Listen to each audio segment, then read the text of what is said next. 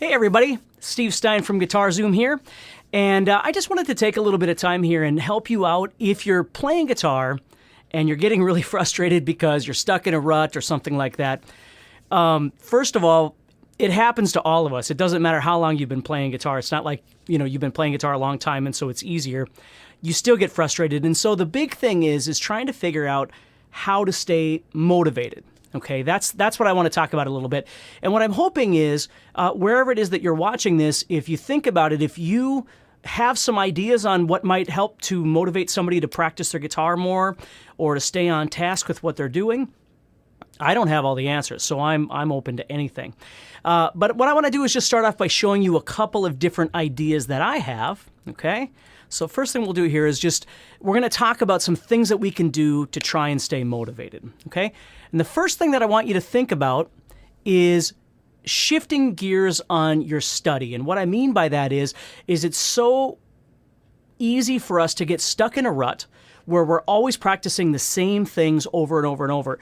And don't get me wrong, it's important to do that. I mean, if we're trying to reach another level with our playing and we're developing an element with our guitar playing, that's something that we need to do on a regular basis until we fully develop it, or at least get it to a level that serves our needs. But what I want you to think about is trying to inject some sort of creativity or some sort of variety into the things that you're trying to do. So let's say, for instance, you're practicing your fretboard, right? You're learning how to play your whole fretboard. Like I have a course called Unlocking the Fretboard. So you're trying that and you're like, man, this is really boring. I'm doing the same thing over and over and over. So what you might do is you might, for instance, look at it differently. If you're always practicing it a certain way across the fretboard, you might decide maybe I'm just going to take one string and try that. I'm going to try something different just to make something new and fun for me to try. Another thing is if you're, think about it from a broader spectrum, if you're practicing this fretboard, for instance, and it's getting really frustrating for you, what you might want to try is completely shifting your gears and trying something else. Okay, maybe you need some licks that you need to work on for a little while or something like that. Let me show you the second one here, which will kind of tie into this. Okay, changing up your daily practice routine. Okay, and when I say that, what I don't mean is that you want to stop doing the things that you normally do that you really enjoy doing, right? If it's working for you, great. But let's say you have a day, like this happens to me a lot, like I have a technique day. So that day I'm focusing more on technique, and my technique is sucking that day, okay? What I might do is just substitute completely and go, you know what, screw it, I'm not going to work on technique today. Today I'm going to work on songwriting, or today I'm going to work on improvising or something creative or something like that. And to tie these two things together, what I want to do is I want to show you a couple of different things that you can do. Now, needless to say, this sort of thing is one thing that I go to all the time when I'm practicing is guitar magazines and stuff like that. I buy this stuff all the time, and I read about stuff to get inspired, or I find new licks that I'm going to use or something like that. And obviously, other things you can do are to buy products. You try and find something out there that serves your need and keeps you excited about something. Short, quick story here.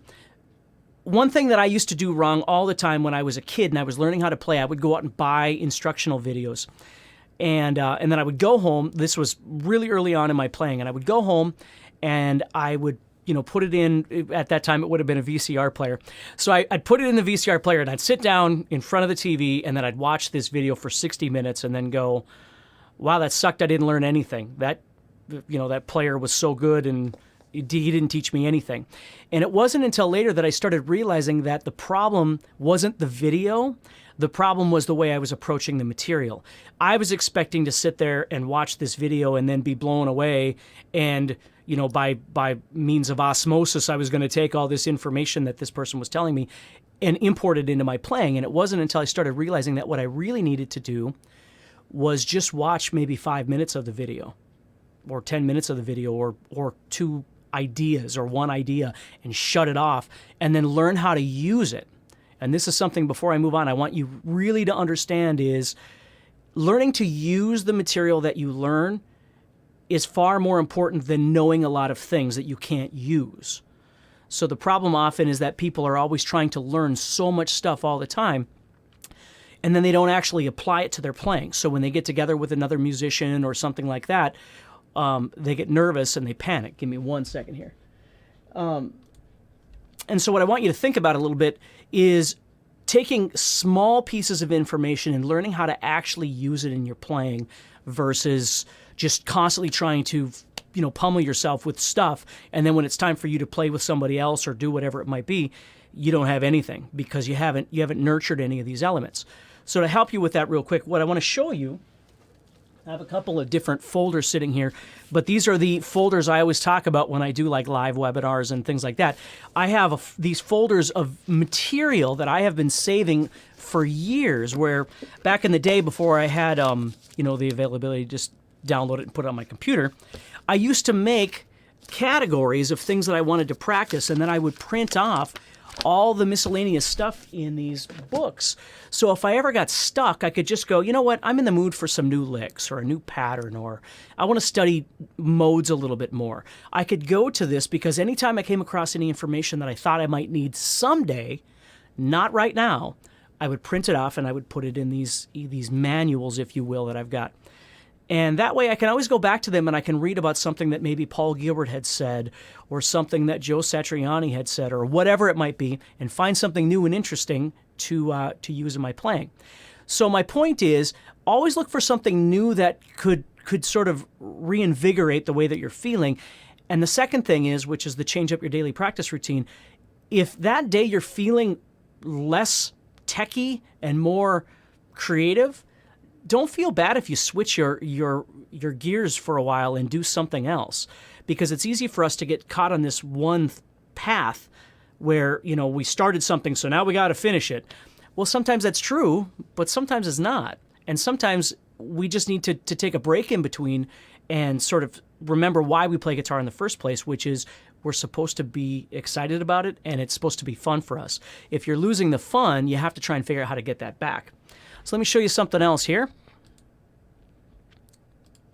Okay? Listen to something completely different. Okay? And when I say completely different, I don't necessarily mean, you listen to Metallica and then you listen to Megadeth, although it could be that. But it might be something vastly different. Trying to get out of your element a little bit. Because again, even though you might, define yourself as being this kind of, guitar player, or you like this kind of music, there's lots of things out there that might jar your creativity and get you on a different path to something a little more unique. Now, I know most people know what this is, but I'm going to show you this anyway. This is Spotify. And there's two great things about Spotify, or something like Spotify. I don't care what you use for a music service, but what's really nice about it is you have so much music at your fingertips that you can just simply listen to, okay? So if you're going, man, I haven't listened to REO Speedwagon in a long time, you can go back and kind of get excited about it again. It's right there just for you to listen to some things, or if you went, man, I really want to listen to Foreigner, I want to learn how to play, Feels Like the First Time or something, you could go to Spotify, you could pull it up, and you might be able to go over to Ultimate Guitar or something, grab the tab, and just start playing and having some fun. So that's what's really great about Spotify, is it gives you all the music that might help you to stay inspired right there, okay? But the other thing that's super cool about it is this thing right here that says related artists. So sometimes what you can do is, if you really like a particular artist, I have Dream Theater up right now, but if you had a particular artist that you really liked, you might go over here and go, hey, I've never checked out Symphony X, or I've never checked out Spock's Beard, or, whatever it might be, Porcupine Tree, or whatever it might be. Those are all really great bands, by the way. But you might go there and check one of those out and decide that that's a pretty cool thing for you to listen to, something new that excites you. Okay? Another thing about listening to something different, it might be a genre. Like you might be really into blues and all of a sudden you decide to listen to some folk music, or you might really be into rock and all of a sudden you start listening to whatever it is. Again, I'm not going to define it for you, but I'm just saying, if you're a guitar player, it's not always about the style of music. Sometimes it's about the guitar playing itself. What I mean by that is, there are songs that I love to play on the guitar that I may necessarily not want to jam in my car when I'm driving with my family, right? or whatever it might be. There's just things that I enjoy playing that, as a guitar player, they keep me excited about playing. And then there's music I like to listen to. And sometimes they're the same thing, and sometimes they're not. Okay? So let's take a look at the next one here. Okay? Which is the point I was just making there. Try to play a new style. You know, if you're always playing metal, try and play something different. You might not want country, right? But you could certainly look at something like jazz, or you could look at finger picking, or you could look at, I mean, there's a whole host of different things. There's a ton of great metal players out there that study finger picking, that study classical music, that study jazz. There might be something else out there that's really exciting that you might get into, okay? So that's something else to think about a little bit. Let's take a look at the next one. And this is a really huge one, okay? Finding other people to play with, okay? You don't just want to play guitar or play drums or whatever forever by yourself. It's nice to be able to find other players to play with, even if it's not on a stage and all that sort of thing, even if it's just getting together. You know, when I was younger, I remember I used to get together with this one drummer in the area that I used to live in. He used to bring his drum set over, and then my mom and the rest of the family would leave, and we would just be making incredibly loud, annoying, terrible noise for 2 hours straight. But it felt really, really great. And then later I met this other guitar player who I would go over to his house. I'd bring my rig over, and at that time my amp was far bigger than I ever needed at the time. But I would bring it all over to his house, and we would set up in his room or in his garage, and we would play, just he and I. And it was a blast. And then we started playing in what we call garage bands, where we would just get together with a full band, but just at somebody's house in their basement or whatever, and just make noise.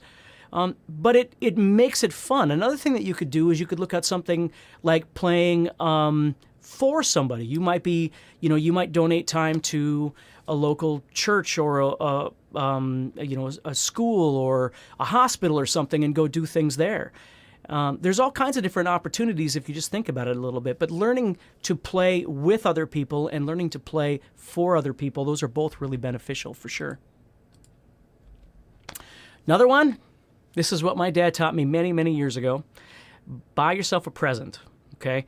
If I got in a rut, my parents did not have a whole lot of money, but if I got in a rut, oftentimes I would get home from school and there'd be a new guitar strap, or there'd be some new distortion pedal or something that he would buy me once in a while just to keep me excited about playing.